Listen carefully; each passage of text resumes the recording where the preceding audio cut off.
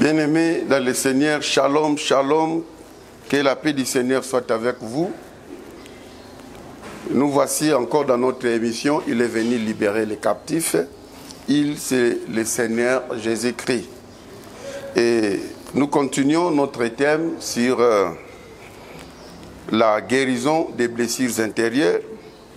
La fois passée, nous avons parlé de la trahison. Et aujourd'hui, nous allons parler de la solitude et de l'abandon. Bien-aimés dans le Seigneur, la solitude et l'abandon sont parmi des choses qui blessent aussi certaines personnes. Beaucoup de gens ont des blessures intérieures à cause de cela. La solitude, c'est le fait de vivre seul. Donc, vous vivez seul, vous n'êtes pas accompagné. Et il y a des gens qui vivent comme ça. Il est seul à la maison, il n'a pas quelqu'un avec qui il peut partager. Bien-aimés, vous savez que l'être humain, je peux dire, il est comme un animal social. L'homme est créé pour vivre avec les autres. La toute première, je vous l'ai dit, la toute première phrase négative qui est sortie dans la bouche de Dieu, c'était en rapport avec la solitude de l'homme. Dans Genèse chapitre 2, au verset 18, Dieu va dire qu'il n'est pas bon que l'homme soit seul. Bien-aimés, vous pouvez avoir les richesses, les véhicules, vous avez des télés, vous avez tout à manger, tout ça. Mais si vous ne communiez pas avec une autre personne, vous êtes malheureux. Vous êtes malheureux. Il y a des gens qui se suicident à cause de la solitude. Il y a des gens même qui meurent précocement à cause de la solitude. Ecclésiaste dit ceci, Ecclésiaste chapitre 4, versets 9 à 12. Il dit ceci: deux valent mieux qu'un, parce qu'ils retirent un bon salaire de leur travail. Car s'ils tombent, l'un relève son compagnon. Mais malheur à celui qui est seul et qui tombe sans avoir un second pour les relever. De même, si deux couchent ensemble, ils auront chaud. Mais celui qui est seul, comment aura-t-il chaud? Et si quelqu'un est plus fort qu'un seul, les deux peuvent lui résister. Et la corde à 3 fils ne se rompt pas facilement. Donc, tous ces versets nous parlent que la solitude n'est pas une bonne chose. Ça nous donne l'importance de l'unité dans la pluralité. Bien-aimés dans le Seigneur, l'homme n'a pas été créé pour vivre seul, mais l'homme est créé pour vivre avec ses semblables. C'est pour cela, lorsque quelqu'un est seul, il est blessé. Si vous pouvez comprendre la blessure qu'avait David quand il le fouillait, Saoul, il s'est caché dans des grottes, dans des savanes, dans des forêts. Si vous lisez Psaume 42, vous verrez comment est-ce que David, dans la solitude, il était blessé. Il dit, je jette les yeux à gauche, à droite. Personne ne me reconnaît. Il dit que tout refuge est perdu pour moi. Bien-aimés dans le Seigneur, la solitude, le fait de vivre seul, a rendu beaucoup de gens qui devaient être heureux, mais ils sont rendus malheureux. Mais à côté de la solitude, il y a aussi l'abandon. C'est-à-dire que vous êtes abandonné par les vôtres, abandonné par quelqu'un dont vous êtes censé vivre ensemble. Un homme qui est abandonné par sa femme, la femme qui est abandonnée par son mari, les parents qui sont abandonnés par leurs enfants. Les enfants étaient là, les parents les ont élevés. Alors quand ils se marient, ils ont fait leur vie, ils sont partis et il les a oubliés. Il y a même certains enfants qui vont laisser leurs parents dans des maisons de vieillards. Et là, ils ne passent plus pour aller les visiter. Bien-aimé, tout ça, ça blesse la personne qui est abandonnée. Combien de gens, bien-aimés, qui sont malades, abandonnés dans des hôpitaux? Quand vous allez dans des hôpitaux, vous verrez certains malades, les membres des familles ne les visitent plus. Ils sont abandonnés là-bas à leur triste sort. Ce sont des organisations sociales, des gens de bonne volonté, des organisations sociales, de telles personnes qui peuvent passer, laisser l'argent pour les traiter, ainsi de suite. Mais sinon, il y a certains malades, il n'y a personne pour les laver, personne pour les donner les médicaments, abandonnés par les gens. D'autres personnes abandonnées dans des prisons, ils sont abandonnés par les leurs. Les autres sont abandonnés dans plusieurs milieux différents, dans des orphelinats, que des enfants qui sont abandonnés par les parents, par les membres de leur famille, dans des orphelinats, dans des maisons de vieillards, dans des hôpitaux, dans des prisons. Et les autres sont dans des maisons, mais abandonnées. Ils ne reçoivent même plus presque des appels. Et l'abandon blesse la personne qui est abandonnée. Même dans les ministères, vous comptiez sur un enfant que vous êtes en train d'encadrer, et voilà un bon moment, cet enfant vous abandonne, il va œuvrer ailleurs. Et il y a aussi des pasteurs qui abandonnent les fidèles. Le pasteur a voyagé en Europe, il a trouvé que là-bas, c'est beaucoup plus meilleur la vie. Alors, il se décide d'aller vivre là-bas, il abandonne les fidèles. Les fidèles restent, commencent à se débrouiller, comment on peut faire. Donc, nous avons des abandons dans presque tous les domaines. Tous les domaines. L'apôtre Paul a connu l'abandon. Nous allons beaucoup plus focaliser par rapport à l'apôtre Paul. D'abord, il a été abandonné par Jean-Marc.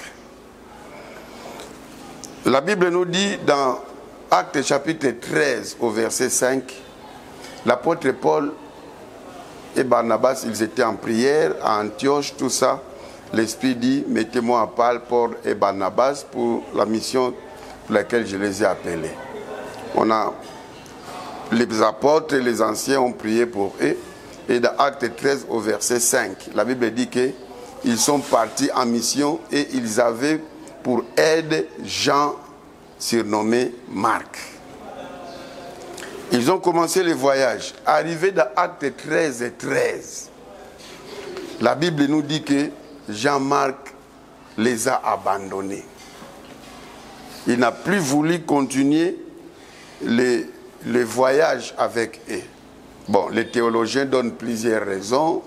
Les autres disent que non, c'est parce que c'est Barnabas qui était d'abord populaire, parce que quand vous lisez la Bible est bien, dans Acte 11, c'est Barnabas qui est allé chercher Paul pour venir l'appuyer dans les ministères.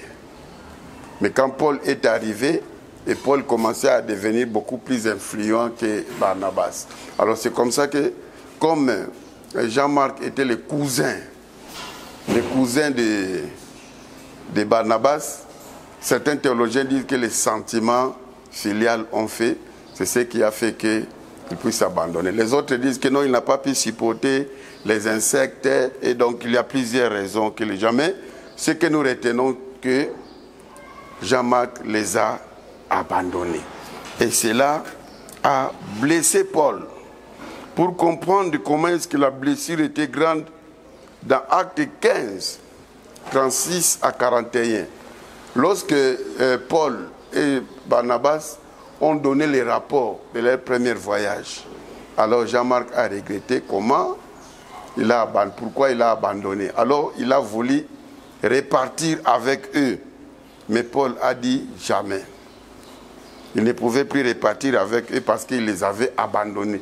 Donc cela nous révèle la blessure qui était dans le cœur de l'apôtre Paul. Et dans 2 Timothée 4, verset 10, l'apôtre Paul dit que Démas nous a abandonnés par les soucis du siècle présent. Donc là aussi, Paul a connu l'abandon d'un de ses collaborateurs. Et lui, il a été emporté par les soucis du siècle présent. Toujours dans 2 Timothée 4, au verset 16, là-bas l'apôtre Paul, quand il écrit à Timothée, il dit que tous m'ont abandonné. Donc Paul en prison et tous les autres les ont abandonnés.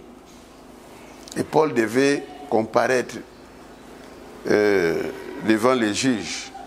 Mais il dit que le Seigneur m'a quand même assisté. Donc même si vous êtes abandonné par les gens, il y a quelqu'un qui ne t'abandonnera jamais. C'est l'Éternel, notre Dieu. Dans la piscine de Bethsaïda, dans Jean chapitre 5, au verset 7, il y a ces malades depuis 38 ans. Il dit qu'il n'y avait personne pour l'aider à les jeter dans l'eau. Les autres malades étaient accompagnés. Mais lui, il n'avait personne.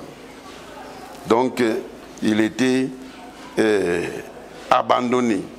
Et cela, ça blesse. Bien-aimés, plusieurs personnes ont cette blessure de la solitude et d'abandon. Il y a des femmes seules, certaines femmes qui sont seules. Peut-être il a atteint 40 ans, il a quitté le toit parental, il va louer, il vit seul.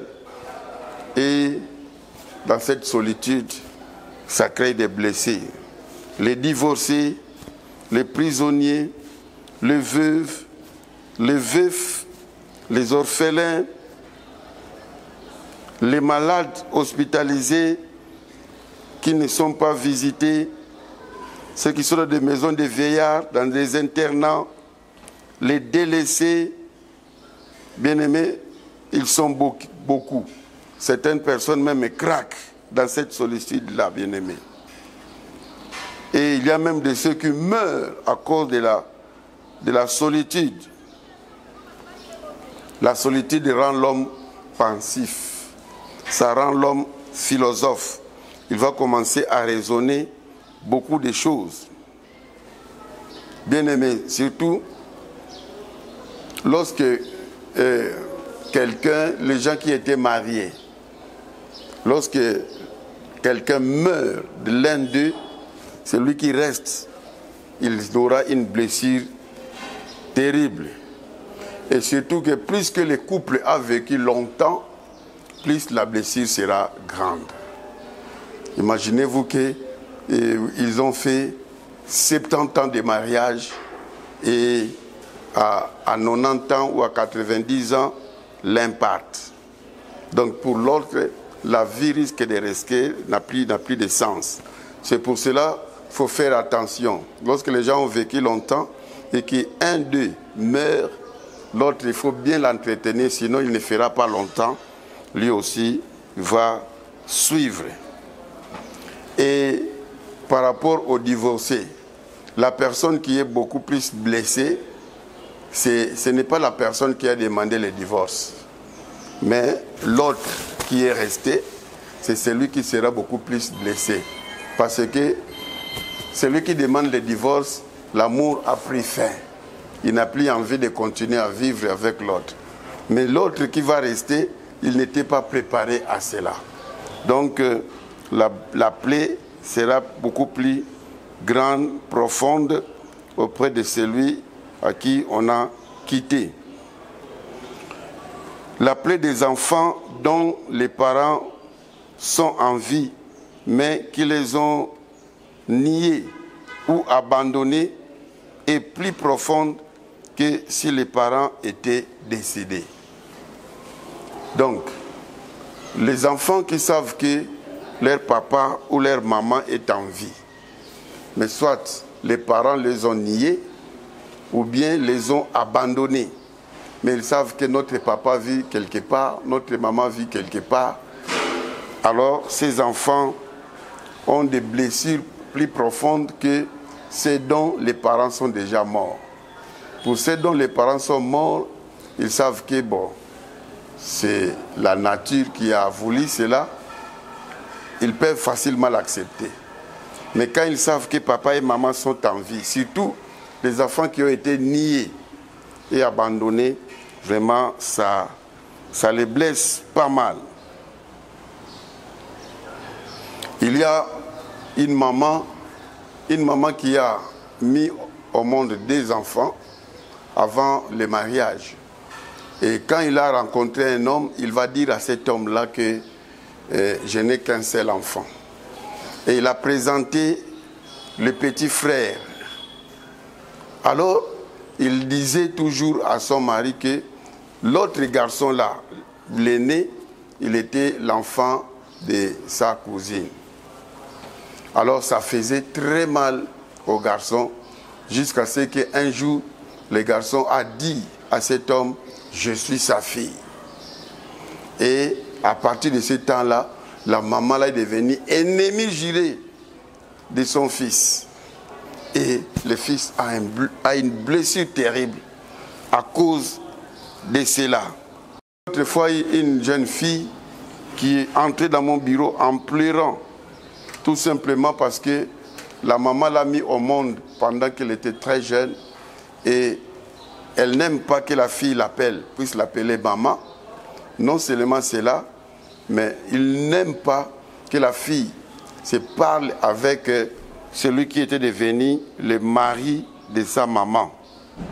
Il ne veut pas que la fille puisse lui parler et il a interdit à cet homme de l'aider.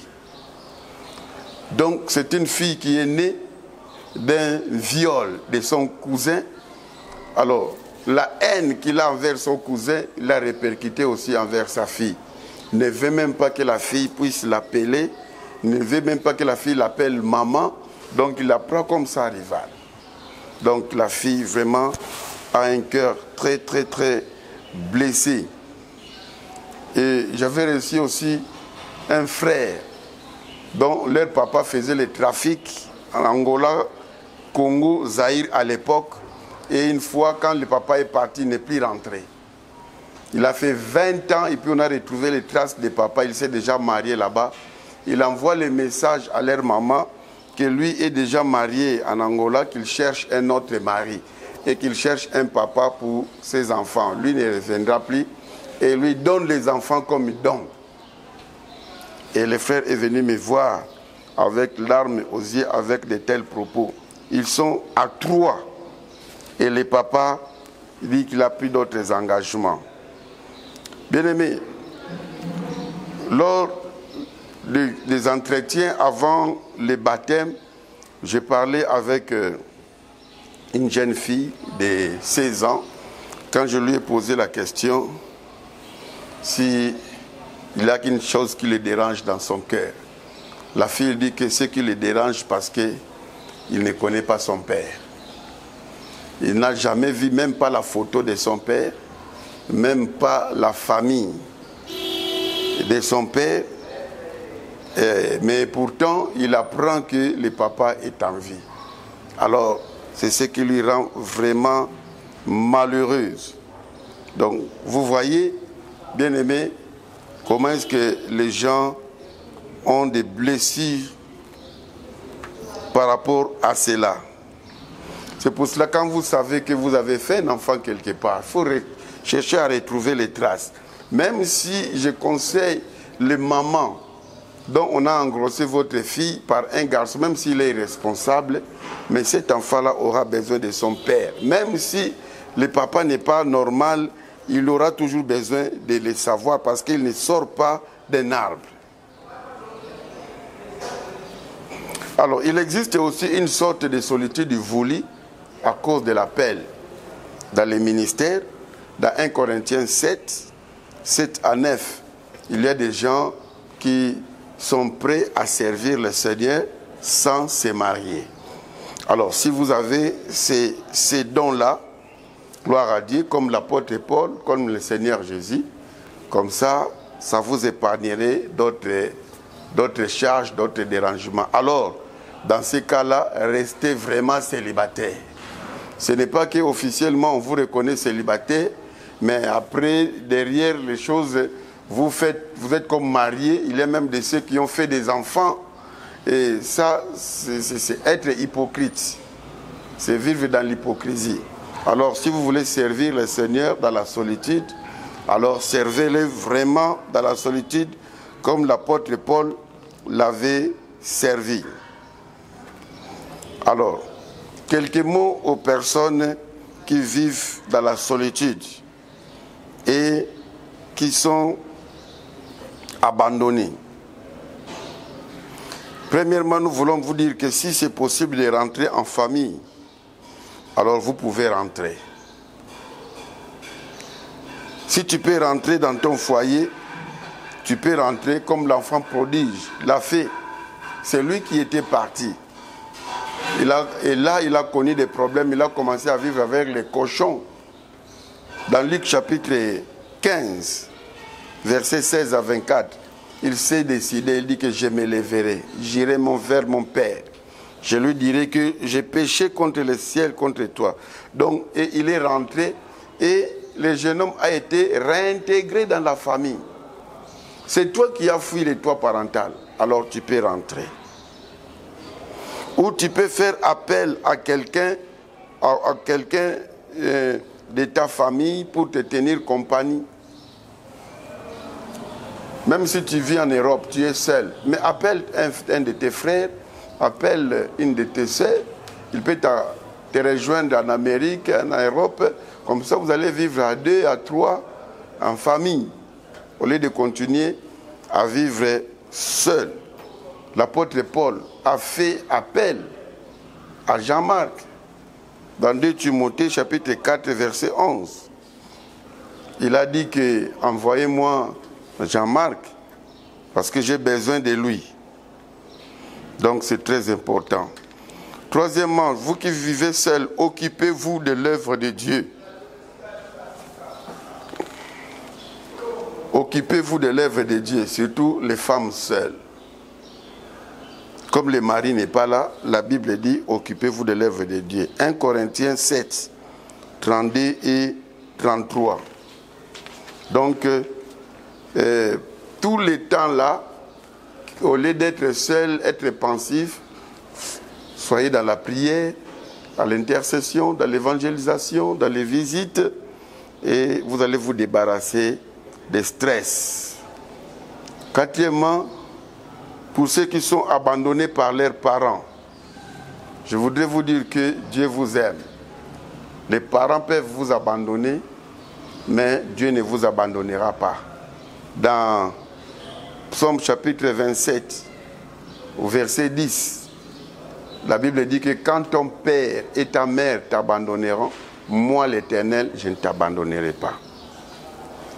Et même dans Hébreux chapitre 13, verset 5, il nous fait la promesse, je ne t'abandonnerai pas, je ne te laisserai pas. Donc, nous devons toujours être conscients de la présence de Dieu. Alors, si tu n'as pas de famille, tu dois savoir que si tu es enfant de Dieu, l'église, c'est ta famille. Dans l'église, tu peux trouver le père. Dans l'église, tu peux trouver la mère. Dans l'église, tu peux trouver des frères, des sœurs. Il y a même des fois que les frères et sœurs dans le Seigneur sont beaucoup plus proches de nous que nos frères et sœurs biologiques. Des fois, ils nous aident mieux que nos frères et sœurs biologiques. Il y a des enfants dont les parents sont irresponsables. Mais dans l'église corps du Christ, l'amour dont Christ nous a exigé comme notre uniforme, il a dit qu'on vous reconnaîtra que vous êtes mes disciples si vous vous aimez les uns les autres. Et dans l'église, vous pouvez trouver cet amour-là. Dans Psaume 68, verset 7, la Bible dit que Dieu donne une famille à ceux qui n'en avaient pas. Donc, dans l'église, vous pouvez trouver une famille. Je connais une sœur qui était abandonnée par les membres de sa famille lors de son mariage. Mais ce sont les frères et sœurs de l'église qui sont allés préparer pour son mariage, qui ont préparé la salle et qui ont été tout près de leur sœur jusqu'après le mariage. Et la sœur a été vraiment consolée malgré que ses propres frères et sœurs l'avaient abandonnée. Et cinquième, je voudrais dire, il faut faire recours à Jésus-Christ par la prière. Car Jésus-Christ a traversé de tels moments. Jésus-Christ a vécu l'abandon, Jésus-Christ a vécu la solitude. Il a traversé de tels moments. Dans Marc 14, 48 à 50, Jésus était abandonné par ses disciples. Lorsqu'il était arrêté, les disciples étaient partis, éparpillés. Dans Matthieu 27, au verset 46, Jésus était abandonné par son Père. Il a dit que Père, pourquoi m'as-tu abandonné? Donc, si tout le monde pouvait t'abandonner, sache que Dieu ne t'abandonnerait jamais. Dieu n'abandonne jamais ses enfants. Il est avec toi, comme il a été avec Paul au tribunal, comme nous l'avons dit dans 2 Timothée 4, 16 et 17. Au tribunal, l'apôtre Paul dit que Dieu m'a assisté. Alors, bien-aimés dans le Seigneur, il faut savoir que Jésus-Christ, lui, ne t'abandonnera pas. Il t'a promis qu'il ne t'abandonnera pas, il ne te laissera pas. Je termine cet enseignement en lisant Ésaïe 49, au verset 15. Au verset 15, la parole de Dieu dit ceci: une femme oublie-t-elle l'enfant qu'elle allait? N'a-t-elle pas pitié du fruit de ses entrailles? Quand elle l'oublierait, moi je ne t'oublierai point. Quand l'Éternel t'oubliera, quand ton père ou ta mère t'oubliera, moi l'Éternel, je ne t'oublierai pas. Alors peut-être que tu n'es plus téléphoné par les tiens, on ne te téléphone plus, même pour connaître la santé. C'est comme si tu es presque inexistant maintenant, abandonné, oublié par les tiens. Eh bien, tu dois savoir que Jésus-Christ est là. Lui ne t'a pas oublié. Il est là à ses côtés. Voilà, bien-aimés dans le Seigneur, ce que nous pouvons dire pour être guéris de la blessure intérieure due à la solitude et à l'abandon. Pour tous ceux qui vivent ce genre de blessures, laisse que le Seigneur puisse vous aider à appliquer ces éléments que nous venons de donner et vous verrez que la blessure va se cicatriser par la grâce du Seigneur. C'était votre serviteur, le pasteur Simon Tsakalangoma, de l'église centre évangélique, le sanctuaire de la communauté des assemblées de Dieu. Nous sommes à Kinshasa, capitale de la RDC Congo, et précisément dans la commune de Ngaliema. Et si vous nous avez suivis, c'est grâce aussi à l'ingénieur Christian Lumande qui est derrière la caméra. Quant à moi, bien-aimé, je peux vous quitter et tout en vous demandant de vous abonner si vous n'êtes pas encore abonné dans notre chaîne pour que vous ayez les prochains numéros et surtout d'aimer et plus partager à vos semblables. Peut-être il y a quelques-uns qui sont oubliés par leur famille, quelques-uns qui sont abandonnés par la famille. Et alors, ils se démènent comment ils peuvent s'en sortir dans la vie. Beaucoup sont en train de souffrir les rejets. Ils sont rejetés par les membres de leur famille. Bien-aimés, cet enseignement pouvait les aider, tous ceux qui ont cette blessure de rejet, et le Seigneur va les consoler. Merci. Que le Seigneur vous bénisse. Bye bye.